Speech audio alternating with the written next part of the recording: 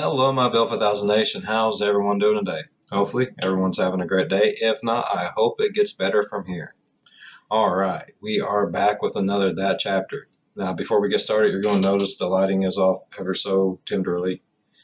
I have massive headache, and that light right there that usually shines up this pretty face, it's off because it was lighting up the furthest reaches of my brain, and it was just ah. Felt like my brain was turning into fried eggs. It was awful. I tried though. Ah, Watermelon flavored aloe water. It's amazing. I'm kind of addicted to it now. I don't know why. It's good though. Alright, we're back with another That Chapter. This one is titled South Korean's Worst Killer, Memories of Murder. I came across this one and it just kind of popped out to me. And you know how it is. We're probably going to be traumatized from all get out because y'all let me pick one. Yeah. So, but I'm really excited for it. I'm always down for hearing about, serial killers happening other places than, right next door. So let's go ahead and get into today's story. Go ahead and turn them lights down low. Put on something comfy. Cuddle up with someone special. Let's get. I don't know. Like, no. Let's get comforted with the fact that this serial killer is not from here. Yay.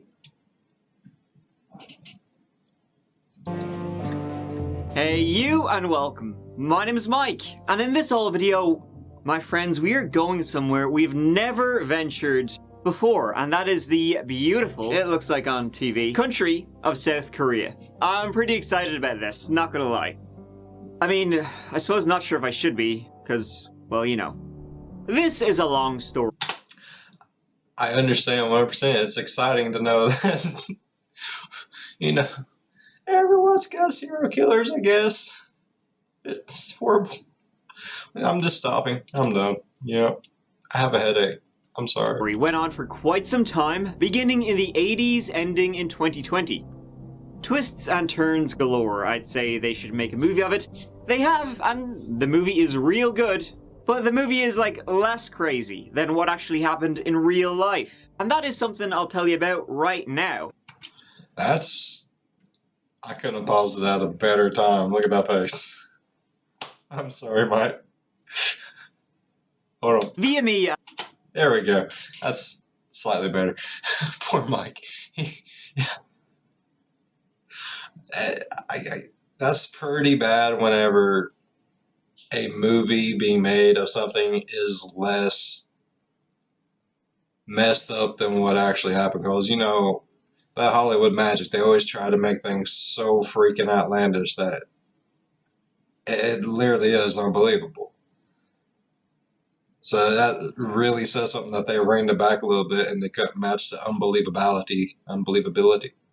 They couldn't match the shit they went with it. Like, that's so excited. Via me, butchering the pronunciations of Korean names and places. So, look forward to that. Let's give it a go.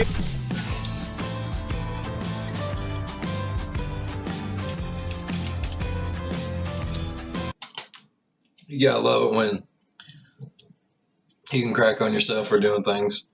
I mean, a lot of people can make fun of you, but who's better at it? Who knows more shit on you than yourself? You know what I mean?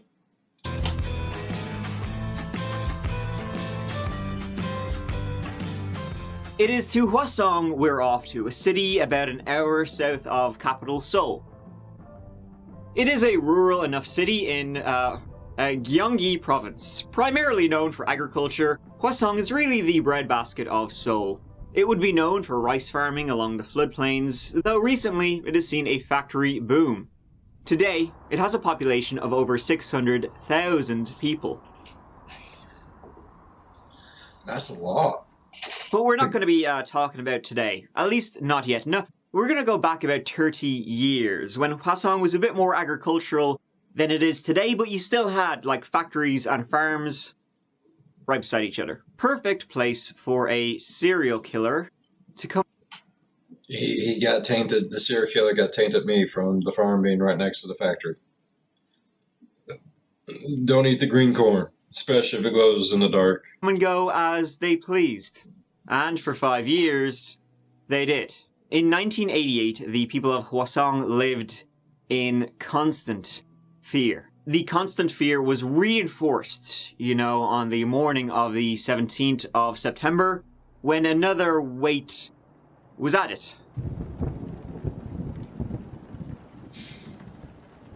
That morning, 14-year-old girl named Park Sang-hee was found murdered in her own bed, in her family home. She had been sexually assaulted and strangled. Park Sang-hee was not the first victim. No, far from it. She was actually victim number 8.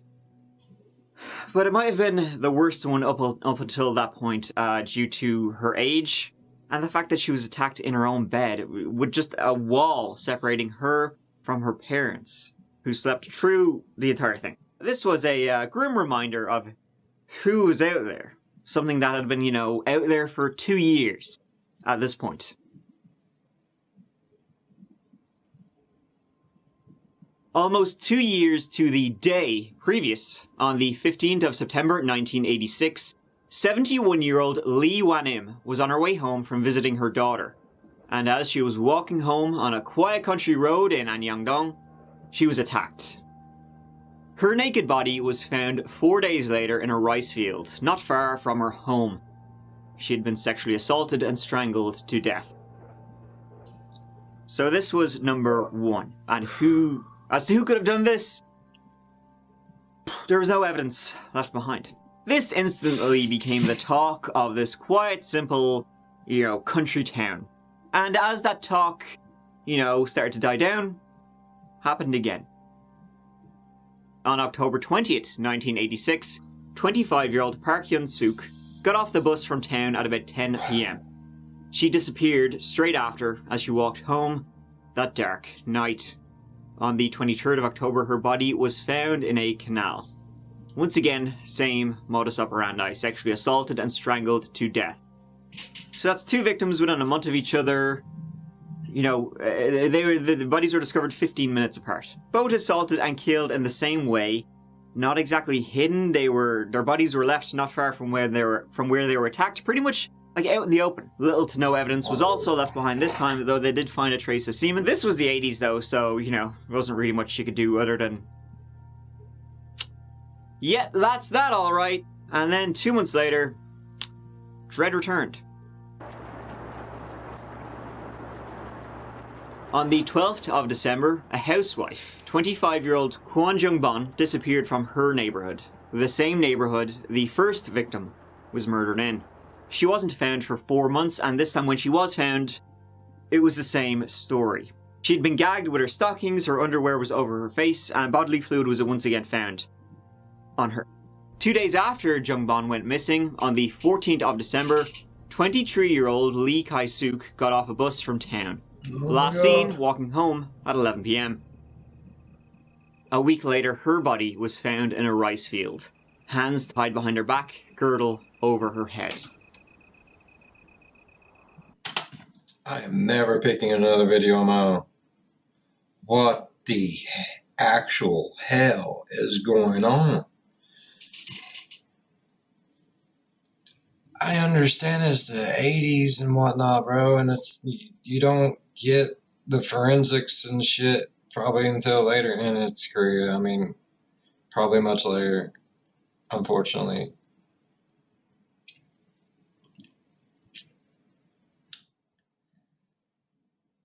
But was there nothing anyone could do, like maybe set up some sort of officers in those areas where they believe it could have taken place?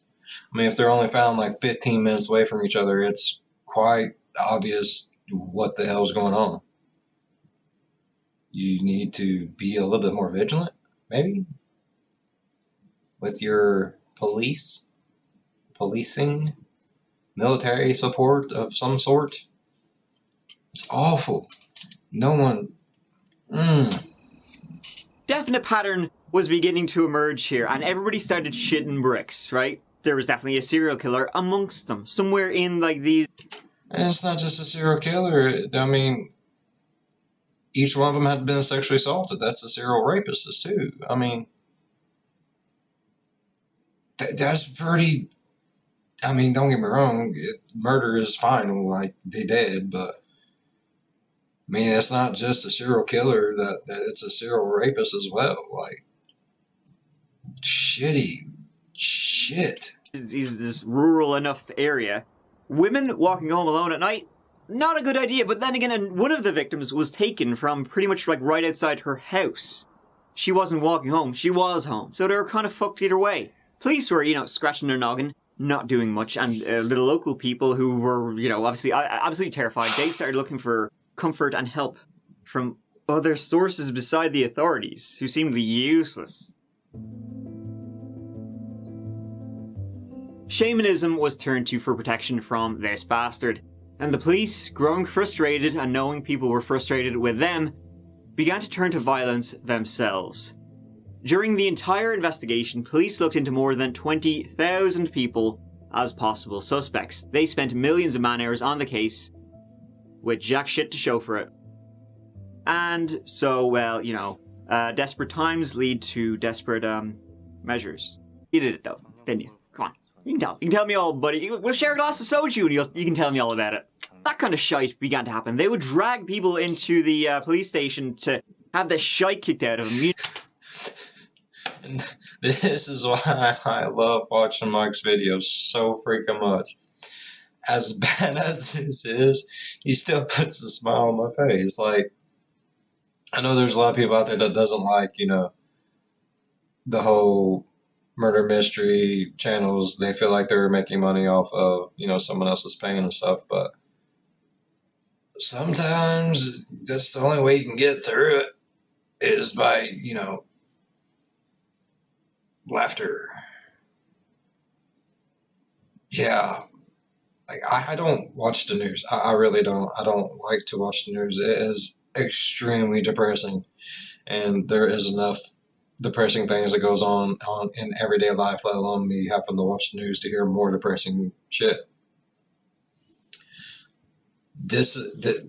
Watching Mike's videos, it's a treat. I get to learn something that I really didn't know before without feeling like I need to throw myself in front of something after I'm done hearing it.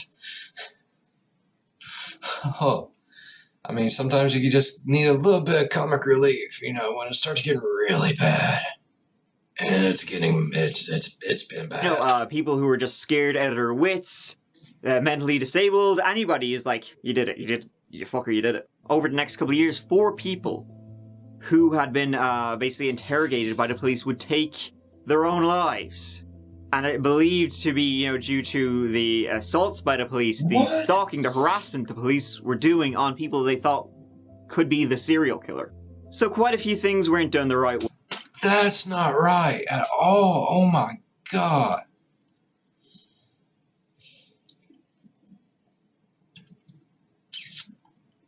I'm sorry, but I mean, I'm a firm believer innocent until proven guilty, and I'm a firm believer that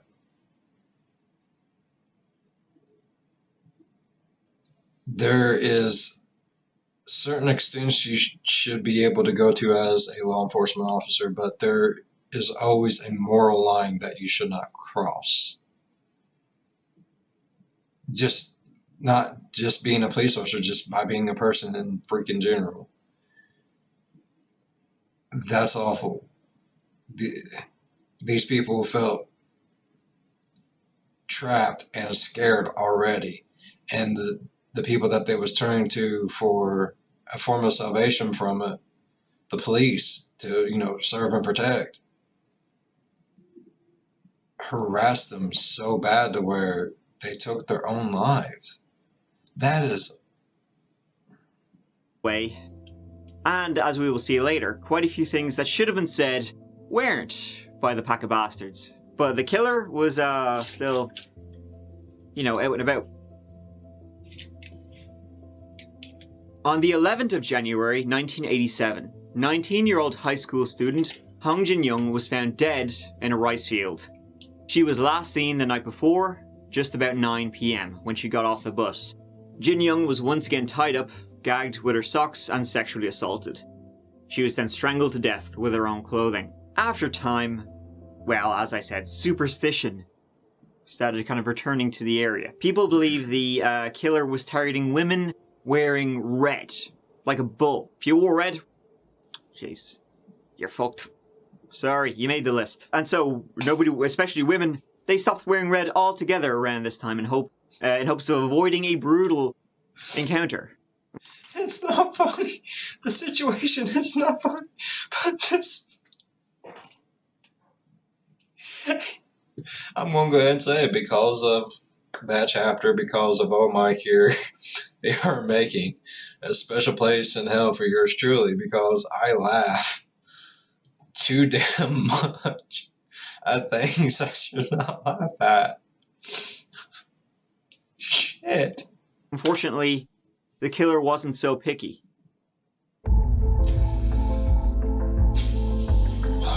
On the 2nd of May, 29-year-old Park Eun-ju went missing while delivering an umbrella to her husband.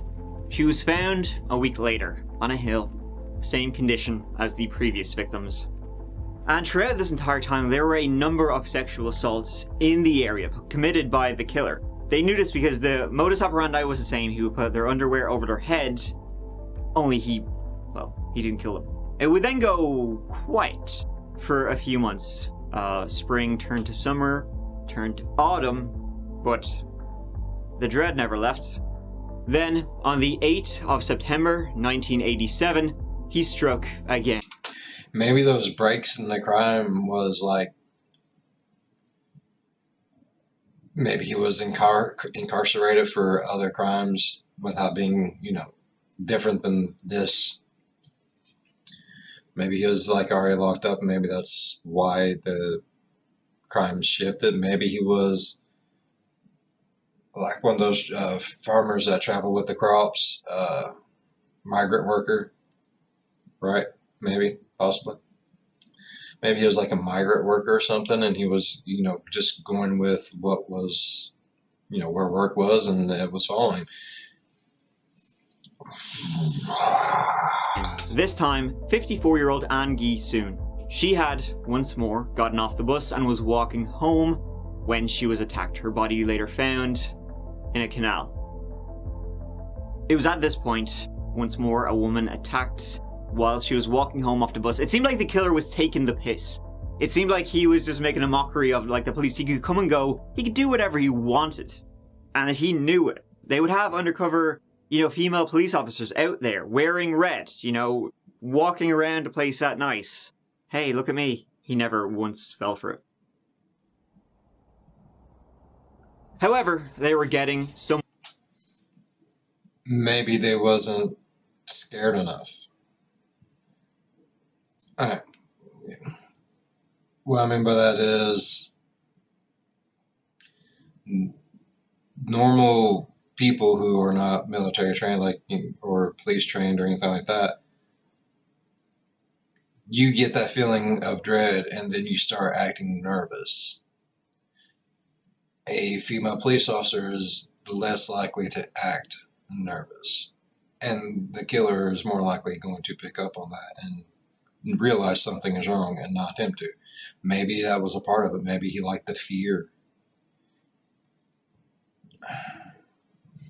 Either way, it's all fuckered. Walk closer. A sketch was made of the possible killer, based on a description from the bus driver who dropped off An Gi-soon, and this was reinforced by survivors of sexual assaults in the area.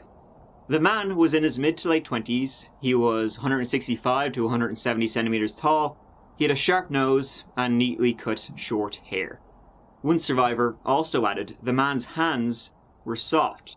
She remembered that from when he placed his hands around her mouth during the attack. Now, most people who lived in that area would be, blue-collar, manual labor workers. So a guy would, soft hands. Yeah, that would stand out. And so these posters went up everywhere. That probably scared the So what's the police going to do? Go around and shake every man's hand? Be like, oh, your hands are unusually soft today.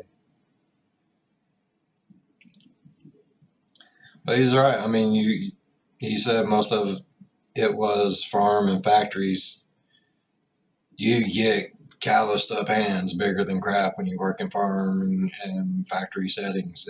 It just happens. You get calluses, blisters, cuts, scrapes, scars. Maybe he was a masseuse. Jesus out of the killer because for an entire year, he didn't strike again. Until when we go back to where I started this story. In September 1988, when 14-year-old Park Sang-hee was brutally attacked in her own bedroom. And this is when they finally got a break in the case, right? Finally, after 2 years of constant attacks. And it led to a man named Yoon Sung-yeol. Sung-yeol was 22 years old, living in one of the villages in Hwasong. He had a limp and worked at a local farming machine repair shop. He got the laser eyes from the cops, right? And when the police found a pubic hair at the crime scene of Park Sang-hee, it was determined there was a 40% chance of being Sung-yeol's. So 40%, is that even a pass mark on an exam? No. I mean, 40% means probably not, but there you go. He was taken Probably into not, an but close interrogation enough. room and held. But you know what to say. Close only counts in horseshoes and hand grenades. I mean, you really should have a little bit more than 40%. I mean, 40%, they could have been like, what, a cousin? Distant family member? Doesn't actually say it was him. I mean, more likely probably was. I mean, we would be hearing. I don't know. Held for 3 days. And he confessed to the murder of 14-year-old Park Sang-hee. Never mind. According to himself, Yes, that sir. night he was out and about for a walk with his limp, and then he saw a light emerging from a house. He said he felt, quote, an urge to rape, and in he went.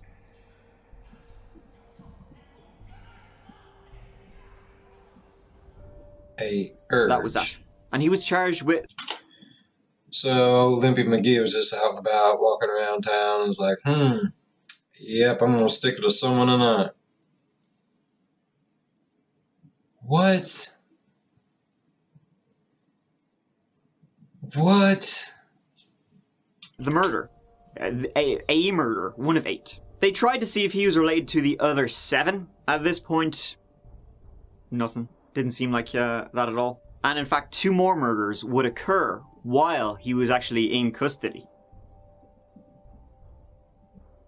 Yoon Sung-yeol was determined to be a copycat killer. Obviously a big fan of the real killer, known as the Hwasong Killer. Yeah, I was about to say because the limp, I mean, I'm not trying to purposely offend anyone here, but a smaller statured feller with a limp leg for a healthier, full-grown woman is not going to be much of a threat. I mean, I'm sorry.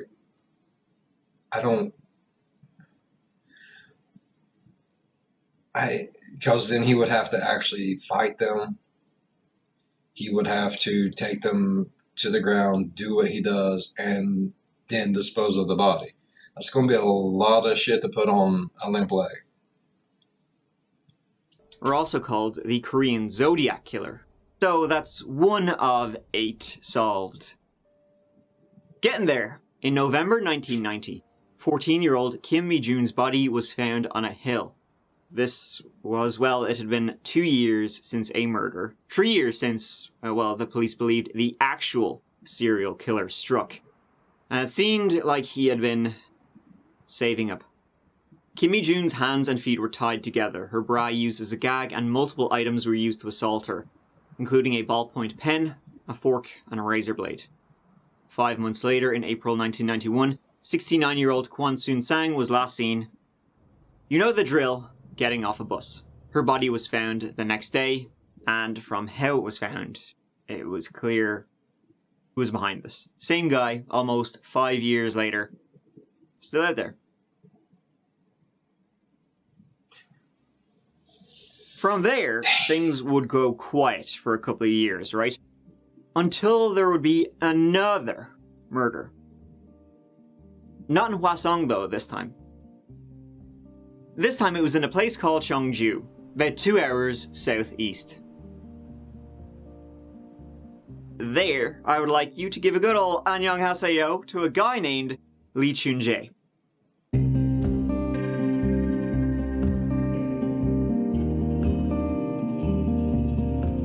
On the 18th of January, 1994, Lee Chun-jae was arrested for the sexual assault and murder of his 18-year-old sister-in-law. Apparently, Chun-jae's wife left him, and so, a few weeks later, he lured his sister-in-law over, drugged her, assaulted her, and then killed her. He then disposed of her, hiding her under a tarp at the back of his shop. When people went looking for her, well, Lee Chun-jae was a great man, he was a big help. When her body was finally discovered a few days later, Lee Chun-jae became suspect number 1 and, arrested.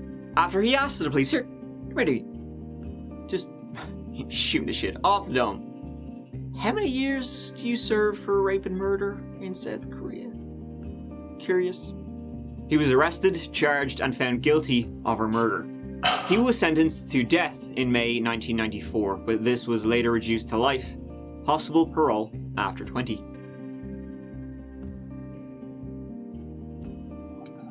So who was Lee Chun-jae really? An absolute monster wearing human skin. He was born on the 31st of January 1963 in Hwasong. He was quiet as a boy, even quieter after his sister died of drowning when he was very young. He was allegedly sexually abused as a kid, not much is known there. He finished high school in 1983, entered the military as part of the conscription they have in Korea. It's mandatory to spend between 18 and 21 months in the military. Lee Chun-jae would become a tank driver, and he was out of the army in 1986, January of that year. He went home after he got out of the army, and the first murder would occur in Hwasong 8 months later. So after he left the military, he seemed alright, happy out.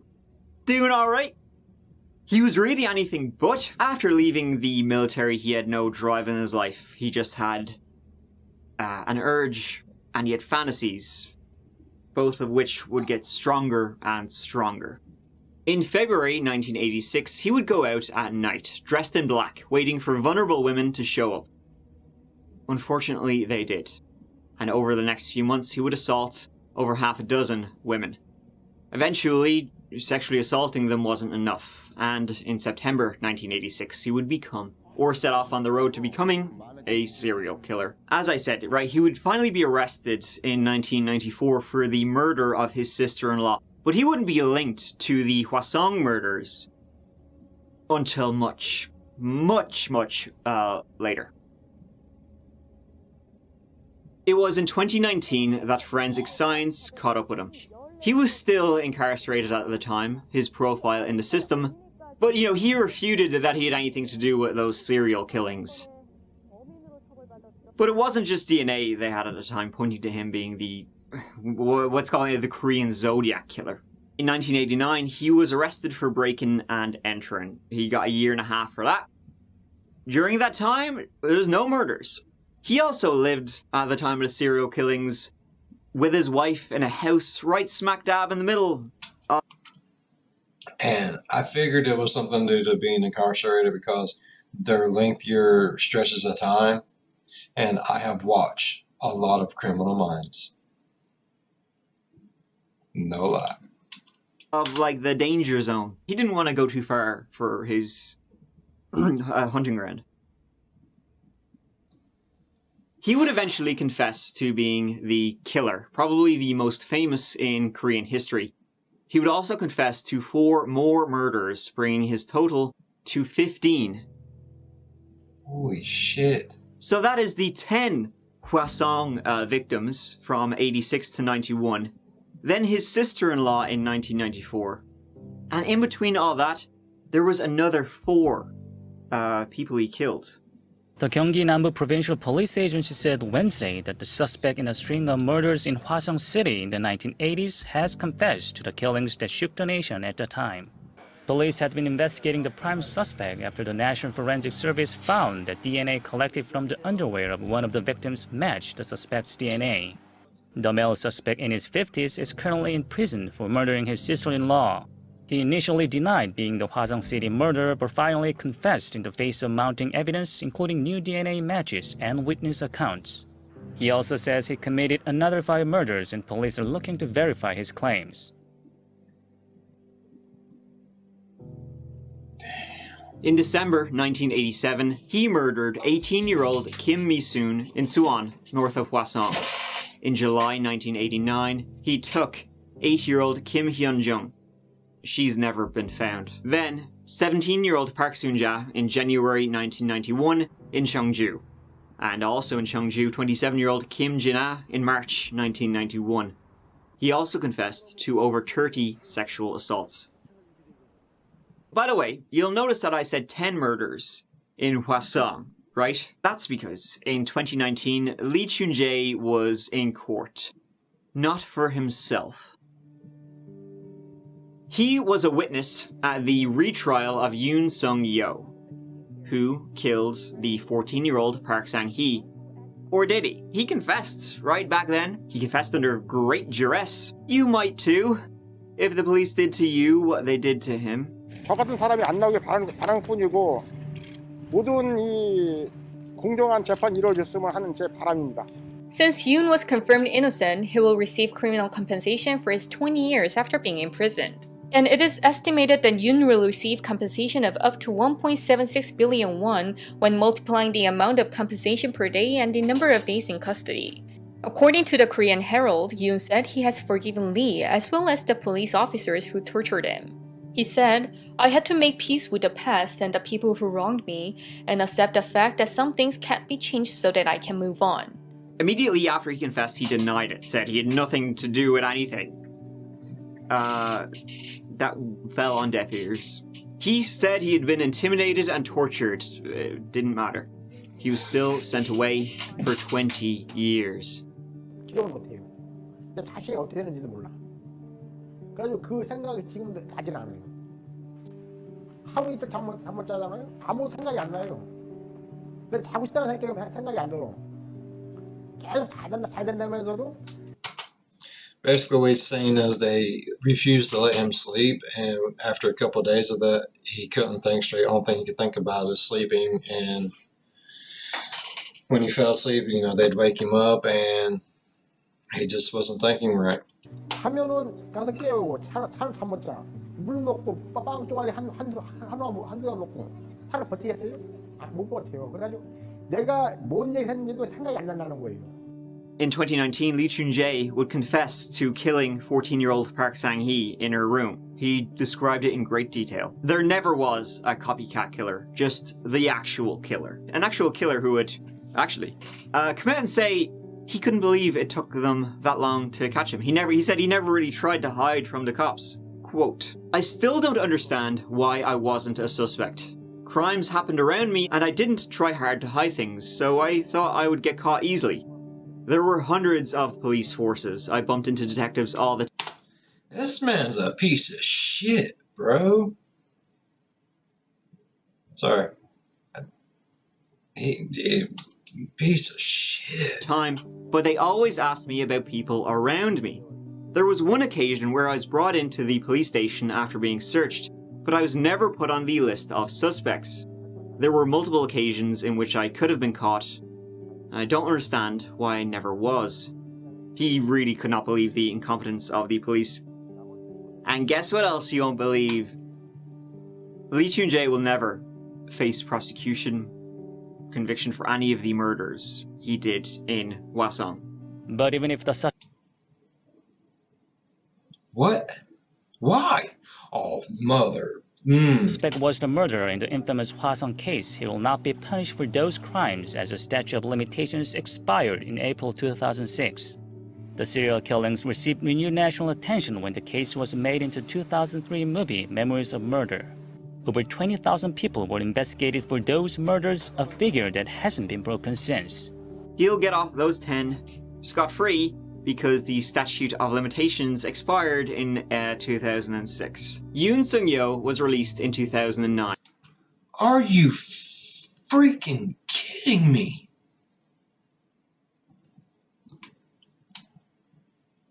However, he'll never get those 20 years he spent behind bars. Falsely, back in 2019, he was acquitted when the real killer confessed to everything. 8 of the original investigators who did him in back then were later charged with abuse of power and stripped of their titles. That's good. That wasn't the only shitty thing the cops did. Okay, so the statute of limitations, the one dude's not going to get charged with shit. That's bullshit. I'm sorry, that is bullshit. Excuse me. I am very happy the one guy got released. I am, and was acquitted of all charges. That is freaking amazing. It really is. I am even happier that the cops that did that to him got in trouble for the stupid shit they did. That makes me happy. I don't abuse your power, people. You know what I mean? Like, come on now. Oh, this is an emotional roller coaster of a video. One of the additional murders Lee Chun-jae confessed to was that of 8-year-old Kim Hyung-jung in 1989. Her body was never found. Or at least that's what the police said. Yeah, her body had actually been found by the police back then, but they covered it up.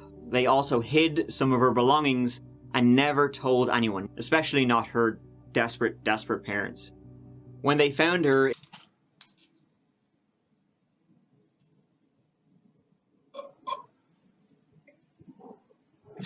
What?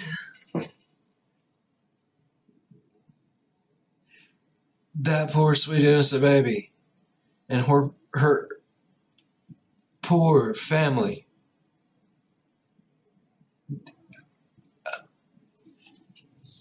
Oh.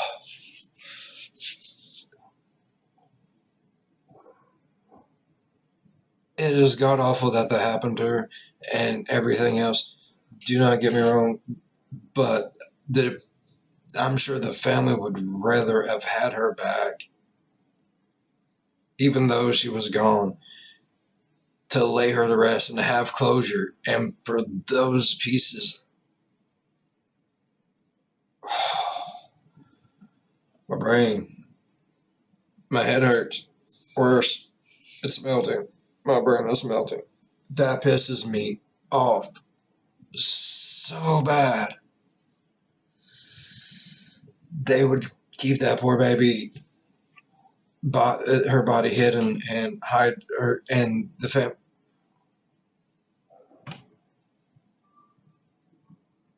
Oh my God! No. It was obvious she had been murdered, but the police let it remain a missing persons case, so they wouldn't have to do much about it. This only came out when Lee Chun-jae confessed. Again, 2 police officers were charged when it all came out. Due to the statute of limitations, nothing can be done. Lee Chun-jae is definitely not the only criminal in this old one. He's definitely the worst, for sure. He never showed any remorse for the 15 people he murdered. And he will die behind bars for all the horror he committed. Victims left behind. Victims like Yoon Sung-yeol, spending 2 decades... I hope the piece of shit gets the living crap beat out of him every day. I hope bad things happen to his booty. I hope so much shit happens to that. Behind bars for a crime he didn't commit. And the parents of Kim Hyung-jung, who are waiting 30 years for their daughter to come home. A lot of tragedy in this one. That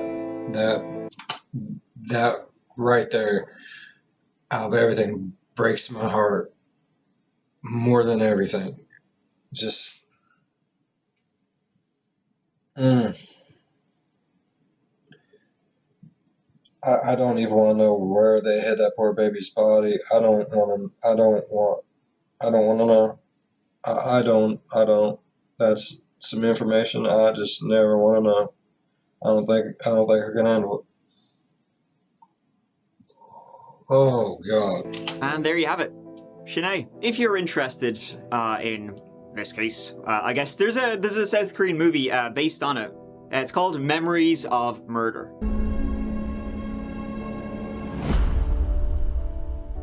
근데 서울에서도 이런 거 자주 보나? 전혀. I'd recommend the movie, it's good, and what's funny about it is that it came out in 2003, so over 10 years after the murders were committed, but before they knew who was behind it, before Lee Chun-jae was found responsible for them. What's super interesting about it is that they actually got a lot of things right about who the killer would be. And it was done by your man who made Parasite, Bong Joon-ho. Memories of Murder ends with the main character staring at the camera, looking at the killer in the audience, who, when the movie was released, was still out there, haunting South Korea for some time.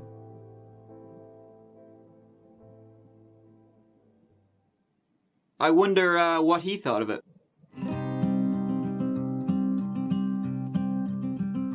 Thank you so much for watching. I really appreciate you taking the time to be here with me. Here, go on. I'll see you as always real soon in the next L1. Until then. Oh.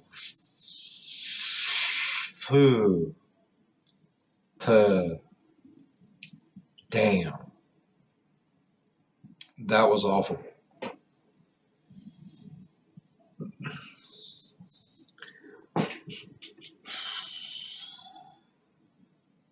That was an emotional roller coaster.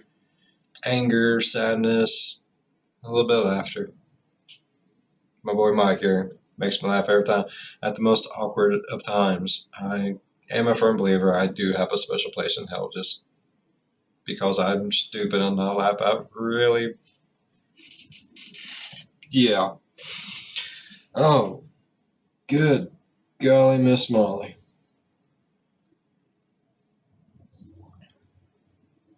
The police was shitty.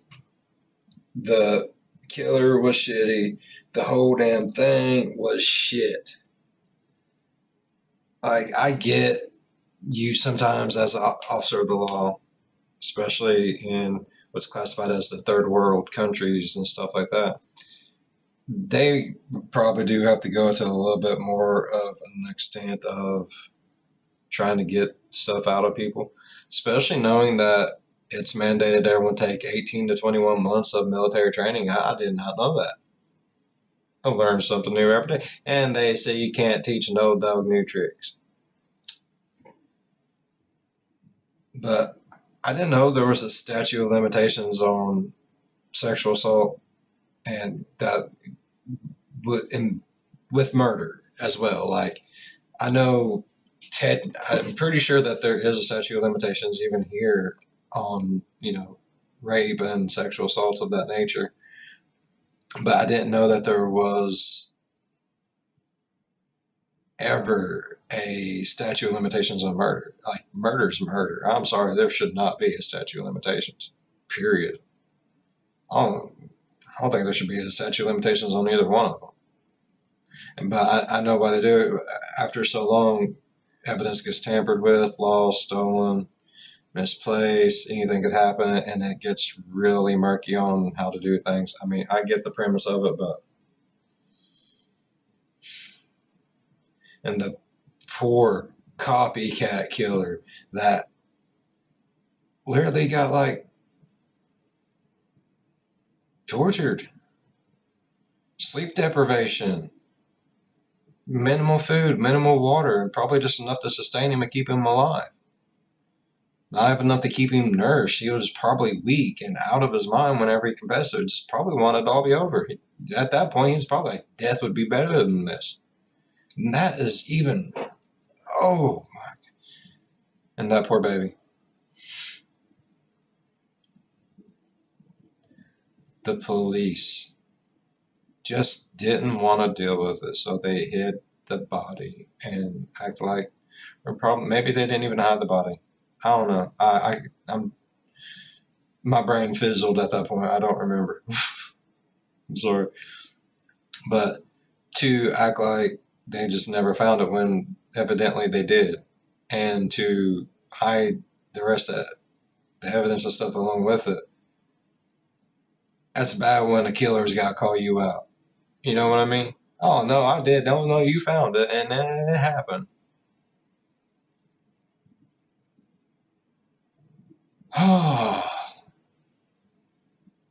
Well, I am emotionally scarred for the rest of my life now. Yay. Alright. So if you guys are a fan of shit, hold on. No, that's got me all kinds of messed up. Alright. If you all enjoyed today's video as much as I enjoyed today's video, please leave a thumbs up. If you're a fan of the spooky, scary, strange, deranged, things that emotionally traumatize you for the rest of your lives, think about subscribing. That's what we do, evidently, you know. Things that just completely just ruin shit. Oh my god, that's awful. Yeah, subscribe. We have fun here. Oh, and hello to all new subscribers. How's it going?